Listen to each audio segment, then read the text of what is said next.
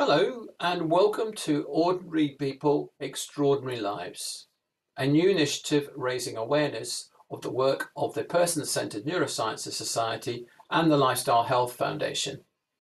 I'm Neil Bindemann, and I'm delighted to be introducing a new series of conversations with some wonderful people who I continue to encounter who bring a wonderful sense of joy and hope into the world. In this conversation, I have the pleasure of talking with two very ordinary men who, as you hear, live extraordinary lives. Chris Freer and Chris Lewis. Chris Lewis talks about his life after being given only months to live, and that was probably over 15 years ago. And Chris Freer, following an incomplete suicide attempt, challenged with a diagnosis of secondary progressive multiple sclerosis, talks about the various changes he makes to his lifestyle to turn his life around. I hope you will sit back and enjoy this part one of a two-part conversation. Hi guys, and first of all, thanks Neil for inviting us along. Actually, this sounds really interesting and it's the sort of thing that I love doing. So yeah, I'm Chris Lewis. I was a business consultant, self-employed for many years. First of all, I used to help other people with their businesses, and then I started running my own for the last sort of 15 years of my life. So I enjoyed my work very much, but unfortunately at 51, I got cancer, and so that was the end of life part one, and the beginning of life part two. The early part of life part two was very serious. I needed a lot of work done. I was incurable. My cancer was incurable. It was stage 4 when it was found, and I needed stem cell transplants and lots of serious work done just to keep me alive. My prognosis was 6 months, and here we are now, 15 years later. So that was done in 2007. But that also changed my life in the fact that I was fortunate. I'd done well in business. My wife had a good job. And much as I wanted to work, I just couldn't in between the treatment. The treatment was too hectic and regular after I'd had all the serious work done. So I decided that what I saw, the facilities for people affected by cancer, was really poor. I saw and experienced the discrimination by society against people who got cancer and other serious conditions. And I decided that just wasn't good enough. Obviously, I never knew anything about that until I got involved in it. But once I got involved in it, I was deeply ashamed of what I saw. And I was fortunate in the fact that, you know, I got a great family, great friends, really solid base. And I was struggling. So, you know, I thought, how on earth does Mrs. Smith, you know, who's 75, hasn't got any family, how on earth does she get by on this system? It's just no good. So then, since then, I've spent my life campaigning and talking around the world. One thing's led to another. I started with a little website. I never knew anything about social media or the like of that. Everything I learned was self-taught, because like you guys, you know, I came from the days of picking up the phone if you wanted to speak to somebody. So, but I feel blessed in a way that I am in this era of social media, because it's enabled me to get my message out. You know, I would otherwise be an anonymous guy trying to bang on the door of some authority that wouldn't let me in because I was a troublemaker. So actually, thank God for internet, that's all I can say. And it's enabled me to meet, you know, wonderful people along the way, like you guys. So now I spend my time pre-COVID traveling around the world, invited to be speaking at some conferences and other places like that. So my life's become very different since cancer. You know, I run my own website, which people help me start. And I've got friends that help me with stuff. And I'm now a name in the cancer sector. I'm very well known, probably one of the most influential cancer patients in the world. My website's very busy. My social media is very busy. And I'm here now just to do my best. I'll keep poking the bear, the government, all the rubbish charities that are out there taking money. And I'm just here trying to do my best for people affected by cancer. Along the way, I love what I do, by the way, you might tell that. I love upsetting authority. I'm a real disruptor, and I'm glad they can't get rid of me. You know, the only thing is I'm getting older now. Some of my health's going a bit more. It makes it a bit tougher to do. But does that make sense where I am today? Wonderful, Chris. So I can see Chris Frey as just glowing. Go on, Chris. Wow, Chris, absolutely amazing to meet you. Thank you for your story. So much of that. Wow, I want to jump up and down and celebrate what you said. Amazing, well done. Thank you. My story is I have been a businessman all my life. I've sort of worked for myself all my life, and I still am. But I thought that I was invincible. I thought that I could continue to run, you know, and I just didn't listen to people that say, well, you want to take it a bit easy, otherwise you're going to make yourself ill, because I thought I was Superman, really. And actually, I became ill, and I got really ill in 2002 when I collapsed. Taken to hospital, and I got set out on the road to find out what was the matter with me. And I had been going to my GP for about 4 years before that, being told all these symptoms are stress, you know. And I found out that I had multiple sclerosis, which was a huge shock, blow. I signed up for all the disease protocols that are put in place with people with what is classified as relapsing remitting. I was taking disease modifying drugs, very powerful drugs they are. And one of them that I was injecting myself with 3 times a week, which I was told was going to slow down the progression of the illness. And it wouldn't even affect me, this illness, for at least another 20 years. You're going to be all right, you know. But I was getting steadily worse, and I mean worse, you know.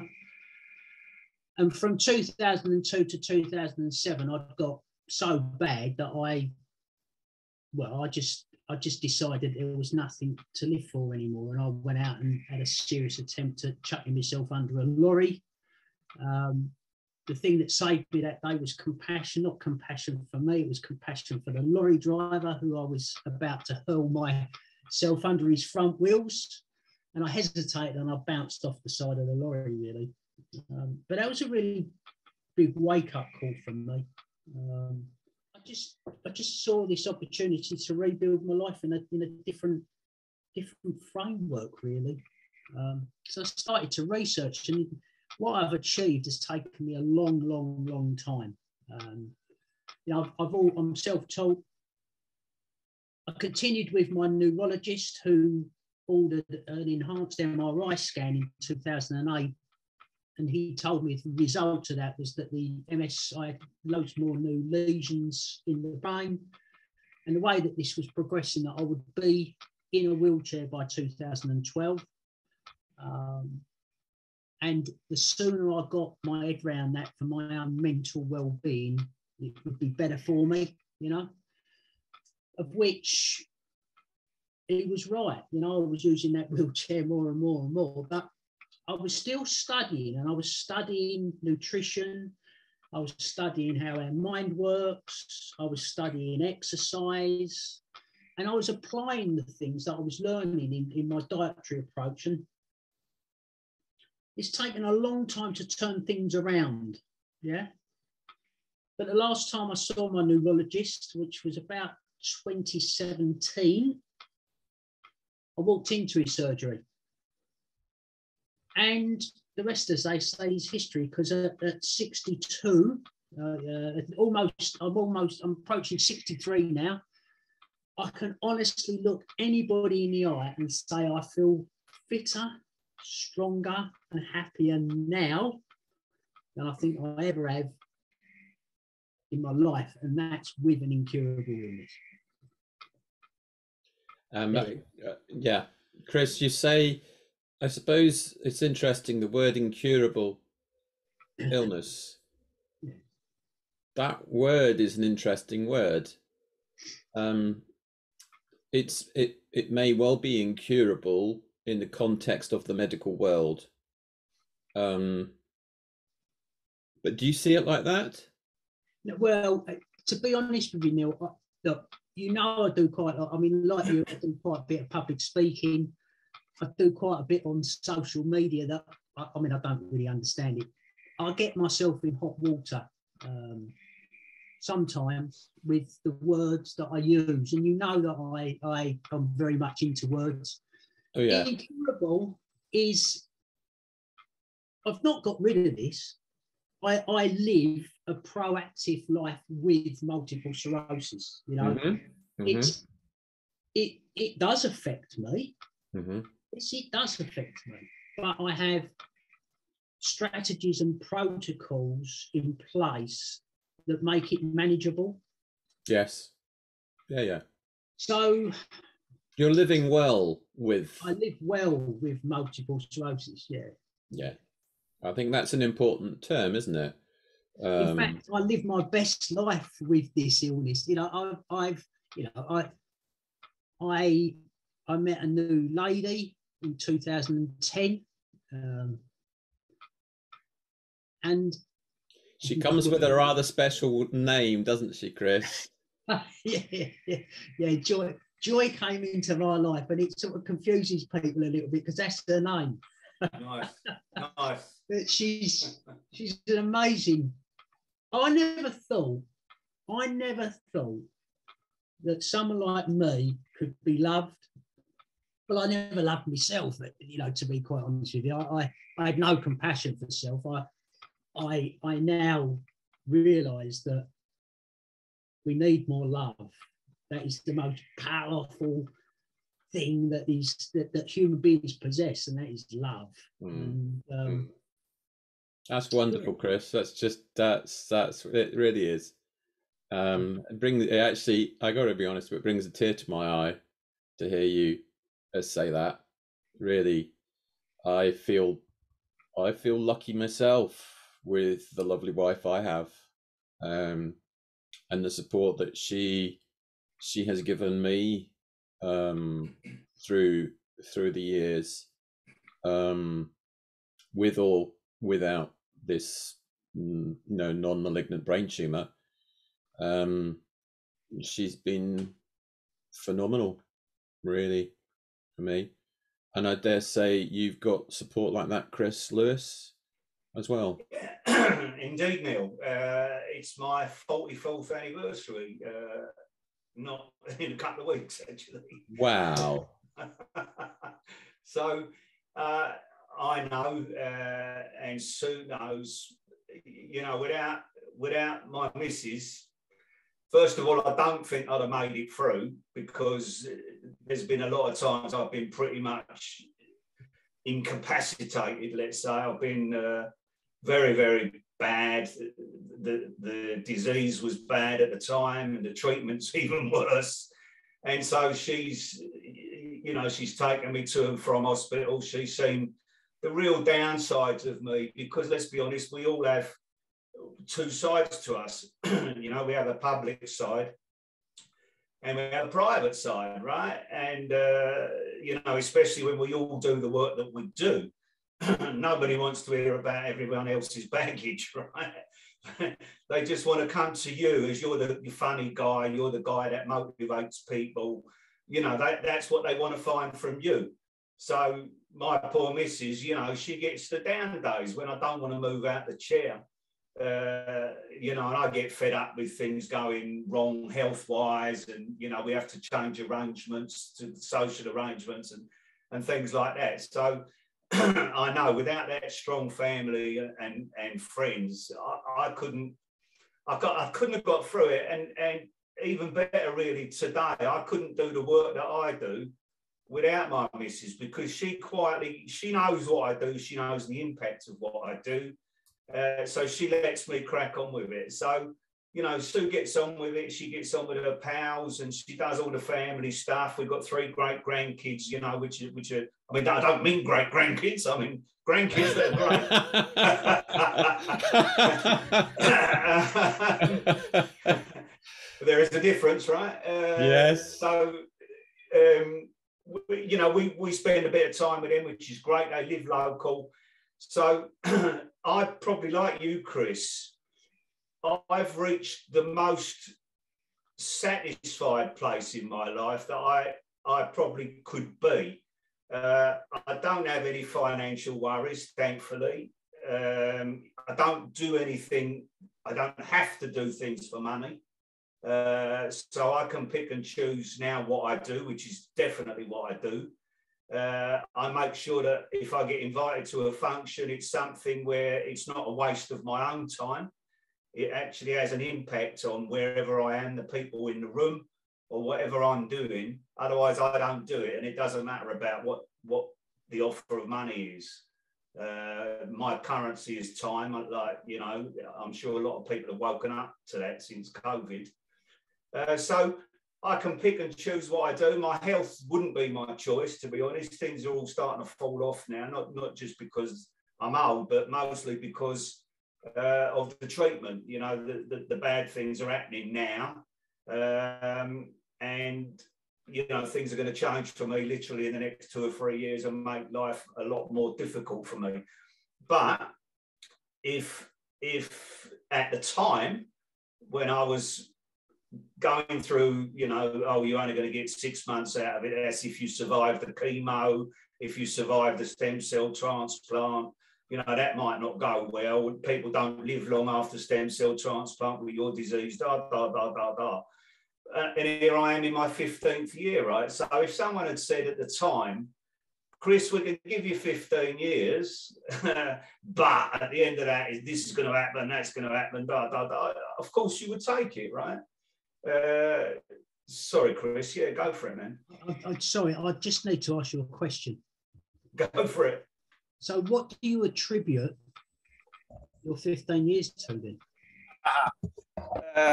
First of all, great care from my team. I was fortunate, I don't know look, I'm a lucky guy in life, right? I don't know how you guys view your life, but I've been a lucky guy. You know, I've worked in a very tough industry for many years. I was in the rag trade, and that's very tough. You know, when the likes of Philip Green and all of these were at their height of animalness, I was working in those times, and I made a good living out of it. So I've always been lucky. You know, if my bread turned on the other side, it always kept the jam side up. You know, that's just how it was. It's a good question, Chris. I mean, I was lucky where I was because I had mantle cell lymphoma, which is a blood cancer, and it's a rare one in this country. I'm a different patient to most, to be honest, because I just wanted to, you know, when you're given that sort of prognosis, I just wanted to use whatever time that I had. Look, nobody knows how much time they got, right? But nobody knows that. And the chances are that we'll probably die of something totally different to what we're talking about today. That's the chances are. So I just wanted to, you know, when I saw what was happening in that world, I said to my missus, I've got to do something about this because I'm not fit enough to carry on flying around the world doing £1 million deals. That just wasn't in me anymore. And I just wanted to help. So I think with encouragement from my family, wonderful care from the hospital, of which I still get, you know, I'm still a regular punter, unfortunately, and I will be to the day I die. But just, people talk about positive PMA, right? Positive mental attitude. I've always had it. So it wasn't something that I suddenly had to find. I always had it. And when the guy gave me the prognosis, I felt sorry for the guy, honestly, who had to tell me that he found that. I had my tonsils out, and he said, "Oh, we've done a biopsy on your tonsils and we found this." And I said, "What the hell is it?" And he goes, "Oh, it's cancer and it's stage 4." I said, "What the hell's stage 4?" And he goes, "Well, there isn't any stage 5." And at that time, I felt sorry for him to have to tell me that. But also, I asked him, I said, "Have you got the right file? Because nothing shit like this happens to me, right?" It doesn't. You must have the wrong file. I've got a common name, Lewis, you know. And he said, "No, unfortunately, Mr. Lewis, we have got the right file." And so it went on from there. You know, you faced your issues. I faced it, and I was determined not to be beaten. You know, from the start, I'd heard horrible things about chemo and all of that. And so I worked through it. You know, I managed to get my chemo regime on a Friday. So I took off Friday and Monday, and I did Tuesday, Wednesday, Thursday at work. Chris Freer, why did you ask that question? I just wanted to know what regime he'd brought in, really, what he attributed. Absolutely, like you had an amazing medical team. I tend to focus very much on a dietary, movement, mindfulness approach to health in general. You know, I think what we consume is instrumental in creating the environment in our bodies that will create dis-ease or good health, you know, sort of thing. So that's the reason I was just looking for some. You know, I started eating string beans or something. You know. Well, actually, Chris, I know what you're talking about, and it's quite ironic that I was very much the opposite to that, actually. And it always makes for a laugh when I do, like you said earlier on, you do talks and stuff. Obviously, people are interested. You've got an incredible story, and obviously, if I was in the same position as you, I'd want to hear stories like yours, right? Because and that's what happens to me. People want to hear my story. You know, my stuff's like it's like a beacon around the world. As I said earlier, thank God for the internet. Because people Google my disease and then I come up, you know, I'm up there and it's like, oh, what's this guy? But actually, the ironic thing about the food thing is, and I do a lot of work in cancer general now, not just my own cancer, but because of what I found is that a lot of impact, not just physical impact I'm talking about the sociology, the psychological stuff of cancer. It comes whatever cancer you have. When I talk about my own cancer, diet at the time, so 14, 15 years, that was never really discussed. Of course, it's logical. We are what we eat, right? That's what the simple matter of it. You know, if we drive a car and we put shit petrol in it, we ain't going to get the optimum, are we? Let's be fair. And the same applied here. But what happened to me, I went into the reverse of that. My missus is a fantastic cook. And much as I'm not a lover of broccoli or bloody cauliflower and whatever, but she makes sure that I get it. And what happened was, when I got this disease, and I was like, "No, you're not going to last long," you know. And I said to her, I said, "Listen, flipping heck, leave me alone with the stuff I don't like, right? Give me plenty of stuff I do like. Because if I'm not going to be here very long, I ain't suddenly going to reverse all those years of cancer, right?" So out the window went a lot of good stuff. And in through the back door came Coca-Cola, chips, pizza, and all that. And this is probably not what you're likely to hear, but actually, I've had 15 years out of it. And I've had such good fun eating what the hell I want every day. Right? That's interesting, Chris, but for me, and you saying that, because I think what you're also touching on in relation to what you've just said is there are emotions associated with what you're eating. And the term I would refer to, which is a term I've mentioned before and something else, is comfort food. The first thing that most people would want is some form of comfort. And that's a natural instinctive feeling. That isn't just for a situation where somebody may have cancer. And that comfort can come in various forms. It can be food. The sort of experience that Chris Freer has also had is quite significant here, because it's important to recognize the need for the comfort, but then perhaps there's an element of guidance that's required to help support that aspect of the comfort, but guiding somebody maybe towards a different type of approach to what they're actually eating, but done in a very gentle way that keeps them feeling comfortable, but directs them towards maybe other types of foods. Now, Chris has obviously done that. Chris Freire has done that through maybe a different, I don't know, I'm speculating here, Chris, but maybe a different need that was there. I don't know, but something was driving you that wanted to look at the foods. Obviously, I think you looked at the research into the foods, but obviously there was something different about your situation and how you were feeling compared to Chris Lewis's situation. And maybe there's something that you've gone through or done that might help somebody like Chris Lewis. There's a lot of inflammation associated with the kinds of conditions that I have. You know, autoimmune illness is inflammation, I think. And it made sense to me to avoid foods that would create inflammation in my body. And, you know, I know this is going to sound woo-woo, if you like, but I don't think it is woo-woo. I started to eat foods, and I kind of blessed the foods really before I ate them with this, you know, this food I'm about to eat is going to nourish my body. You know, I just wanted to nourish my body.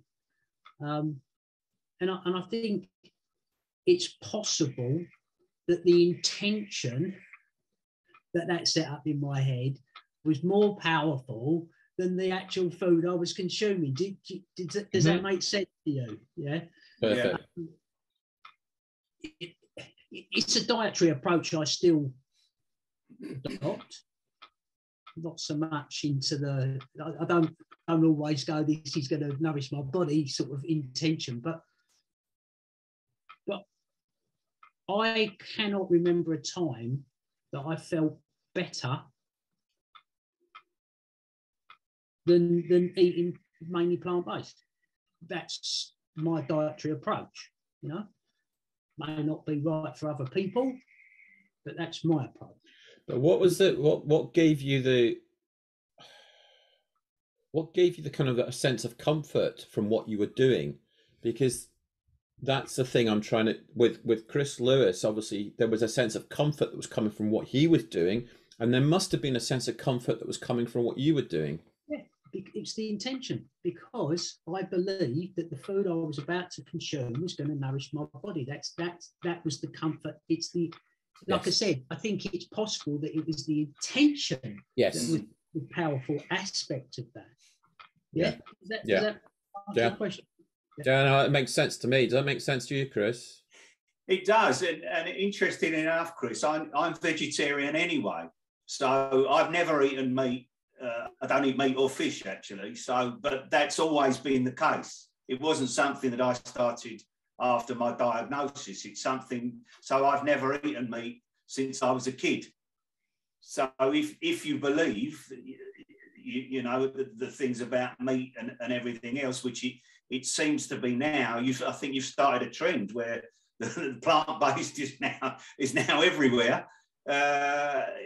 If you believe that sort of change is good for you, then I mean, I've always believed that anyway, because I don't eat meat from the start. So, see, I don't necessarily see this explosion of plant-based. I mean, I'm primarily plant-based. I do eat some meat and fish from time to time.